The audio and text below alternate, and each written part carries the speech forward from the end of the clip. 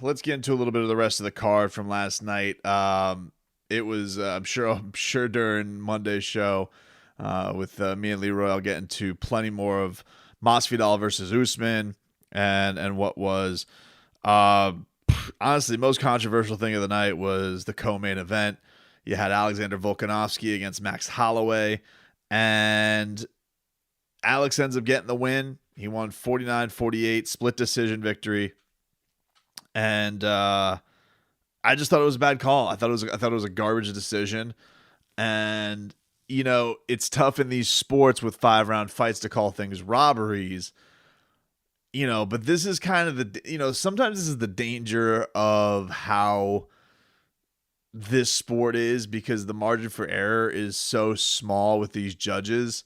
So, for example, I'm a big proponent of this, that a lot of the times when we're watching fights, judging fights, any of this type of stuff, even if you're a novice, a lot of the times what happens in a fight that starts so dominant is we do things called curve grading or curve scoring. And curve scoring is you are giving a guy more of the benefit of the doubt to win a round because he didn't look as bad as he did in the rounds he was getting absolutely beat up. So rounds 1 and 2, easy wins for Max Holloway. Big adjustment by him with the leg kicks that were in the first fight, where he got off to the slow start. He was getting chopped up with the leg kicks. He was going leg kick for leg kick. So he was taking that element of the game away from the judges, or so he thought. But he was catching Alex with just some vicious shots, man. This is beautiful uppercuts, straight 1-2s right down the pipe. He was feinting the knee all night. He was hitting him to the body with the knee at times too. Just so versatile in his strikes. I just thought that it was just a masterful performance by him. And so you're going into round 2. He rocked Alex bad in round 2, and it was even a point where it was seeing that it was like it felt like at the end of every round Max was making the big statement. Round 3, I just and I feel like such a jerk for even scoring it this way, because I was doing the same thing that the judges fell victim to in this fight. Because I remember waffling back and forth around 3, and I don't have a significant scorecard, so sometimes I do things for my fan self, and I'm like, my initial reaction is, after round 3, that's Max Holloway's round, and let's just move on. But I was like, yeah, you know what? Let's just give it to Volkanovski. He got his first takedown, even though it didn't do nothing. Max was landing like the flasher stuff, another knee to the body. He was doing some Superman punches, just all that type of stuff. He's getting things going. Volkanovski starts getting his best weapon of the fight going, which was his left hand. He was hitting these wild looping left hooks, and his jab was looking really solid. So he did have Max coming off on stuff like that. But I did feel like that was coming maybe a little bit too late. But I gave it to him. I was like, I don't want, who wants to go to a fight? It's a championship fight. Who wants to watch a championship fight thinking that it's 3-0 and Volkanovski has to knock him out, which he's probably not going to do.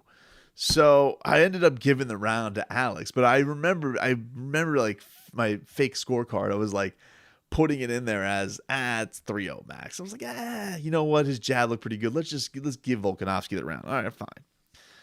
Then you had round 4, and again, like Max Holloway hits him with he keeps hitting him with this vicious uppercut, which is something, by the way, because he's a lot taller than Volkanovski, even though Volkanovski has the bigger reach.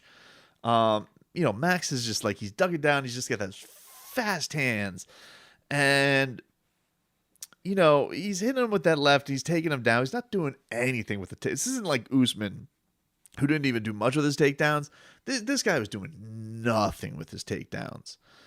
And I just thought, nah, I'm not curve grading again. I thought Max had the more significant shots in that round. He ended the round with a big right hand again, and he just that was always the thing. It felt like the guy who won the round was always ending the round on a big statement. And so I think Max is up 3-1, and we're going to this final round. Volkanovski clearly desperate. he definitely won this round. He was pressing forward. Max was, I think, probably thought that he had it in the bag, which maybe was if you're going to criticize Max for anything, that's probably a bad idea, because you just lost a decision to this guy that you thought was crazy because you thought you won the fight clearly. But as he says, as Bless said, it is what it is. So he fought how he fought it. And also give credit to Volkanovski. He was bringing the pace. He was pressing forward. These were real takedowns that he was getting. He ended the fight on top.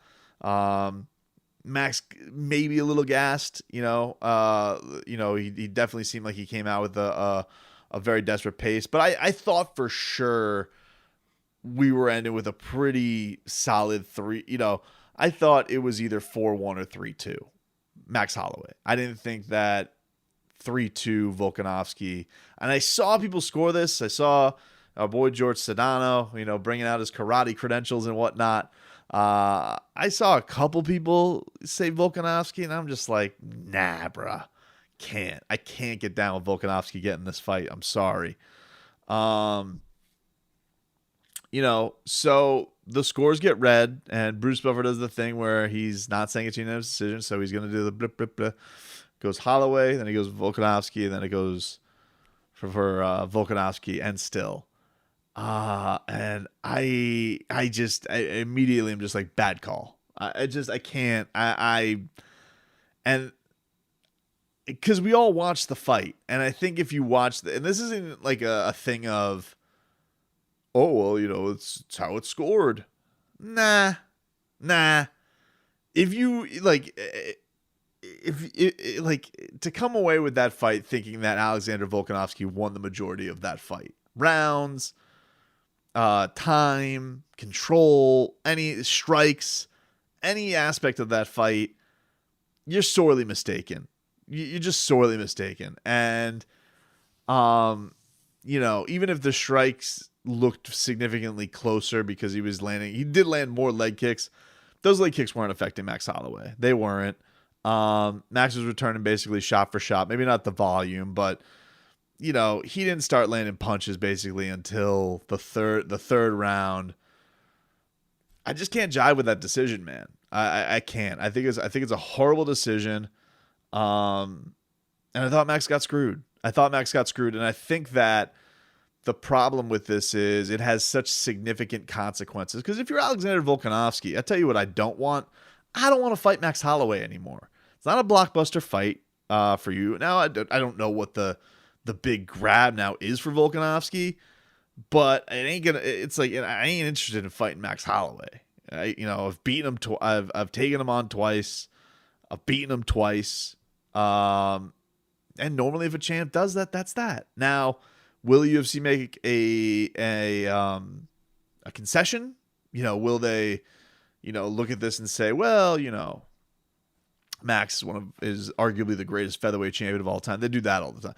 Here's the thing, though. The thing that sucks for Max is if he wins this and he becomes a 2-time champion, I think they're actually, I think that argument of best featherweight champion of all time is more in the books. Like, I've always had problems saying that he's the best because they do the same thing every time. Is they always say it's either Max or Jose Aldo, who we'll get to his performance in a minute too. But I think I always say the greatest featherweight champion of all time is Conor McGregor. And I don't even know how it's arguable with the rise that he had and how he cut through the division. Holloway, Poirier, Aldo in, what was it, 15 seconds. Chad Mendez on a short switch. I just don't, who and the way that he did it, just demolishing everybody. Max Holloway, he didn't demolish, but he had a torn ACL in the midst of the fight. Neither here nor there. I'm not here to argue who the greatest featherweight of all time is. The point is, I do think that if Max becomes a 2-time champ, then the resume obviously gets built up a little bit more. And I just think the judges completely hosed him in this. And what does he do now? Does he go to 150? if I'm him, I don't even know if I go to one. I know his first trip to 155 wasn't fantastic. He got pieced up pretty badly by Dustin Poirier. His other venture he never really got to do because he was supposed to fight Khabib on short notice. But I find, at that point, like, what else do I do? Do I stick around and, fight Zabit? Can you beat Brian Ortega worse than you did? You fight Korean Zombie. You're gonna sit here and be in the midst with all these guys. Like, I don't know. If I'm him, I'm not down for that. I guess it's just, I don't think that would get my juices flowing. Now, who knows? He's a professional fighter. He's a professional fighter. He wants to make a living. I'm sure he'll end up fighting some of these guys. But the point is, legacy wise, he should be setting himself up for a trilogy fight with Alexander Volkanovski, and instead now he's kind of in no man's land. He's, maybe not set for lightweight. He's kind of done all there is to do at featherweight, and all because these judges don't know what they're doing. They don't. And we can sit here and say, well, there's an argument for Volkanovski to be to win 3-2. Yeah, but it's not a good argument. It's not a good argument. That, the reality of it is that Max Holloway very clearly won 3 out of 5 rounds, which means he should have the belt wrapped around his waist. And there's a better argument for Max to win 4 out of 5 rounds than there is for Volkanovski to win 3 out of 5. And that's just that. So that sucks. Sucks for Max Holloway. I feel horrible for him. Third championship fight we had, the first championship fight of the card that we had was the bantamweight title, Petr Yan versus Jose Aldo. Awesome fight. Awesome fight that really, especially the first 3 rounds. The first 3 rounds, it was like Street Fighter stuff. These guys were throwing some crazy stuff, and Jose looked game, man. Jose looked like he was ready for this. I thought Yan took it early, hit Jose with a big right hand. But the big thing that we noticed was the Aldo kicks were back. The kicks were back, baby, and we hadn't seen those in a while. Even Jose actually kind of made he made an error, and that was going for the takedown. And I know that got a lot of praise from Bisping, who wasn't fantastic on the call tonight, by the way.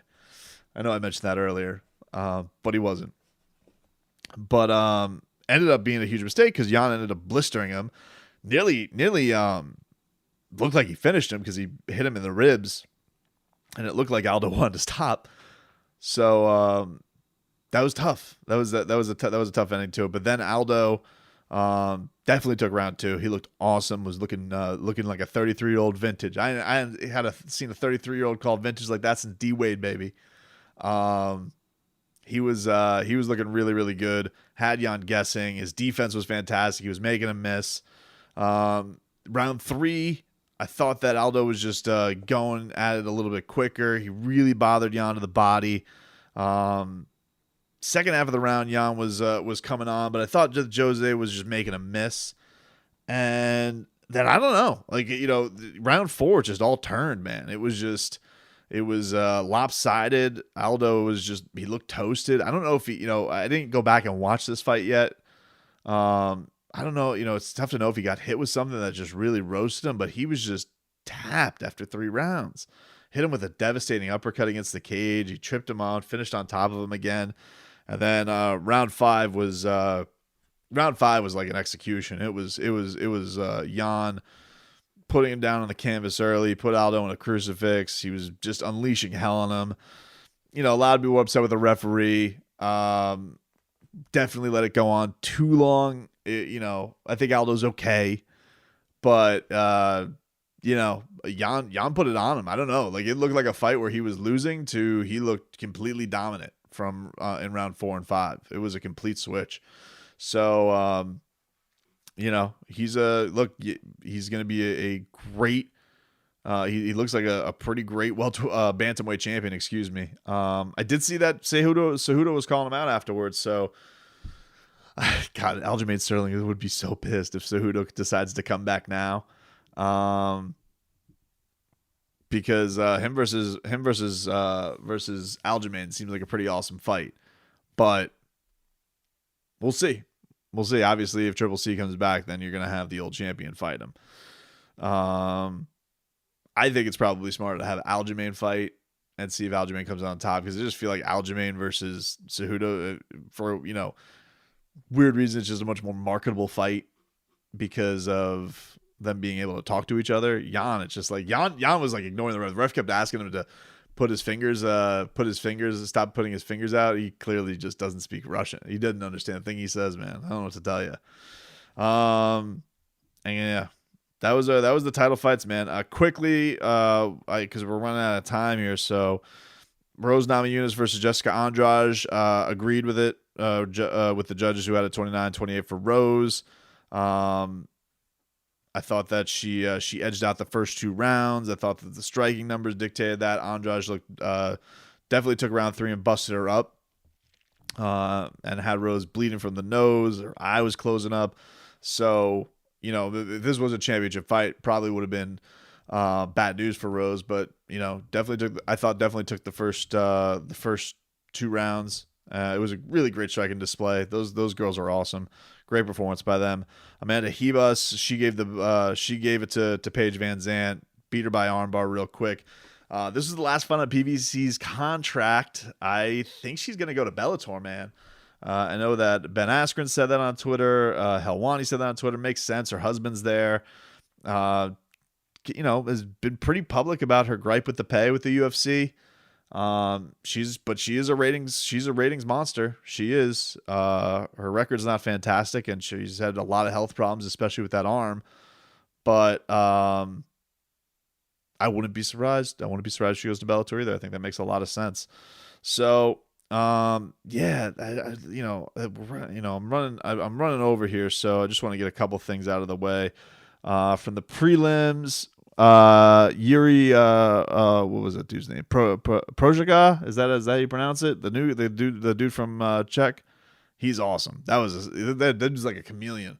I'll get his name right after watching him a couple more times. But that dude was like looking off. He's like Nuke Lelouch. He's like the Nuke Lelouch of MMA, looking off and like doing the punching. Vicious knockout on Uzdemir. Absolutely sick. Amir Khani, sick anaconda choke on Danny Henry to get the win. Leandro Santos against Bogatov. Bogatov, that guy doesn't know how to follow the rules. Hit him in the balls a bunch of times. Need him. I was surprised he wasn't DQ'd after that, quite frankly. I thought that he should have been. So yeah, that's that, man.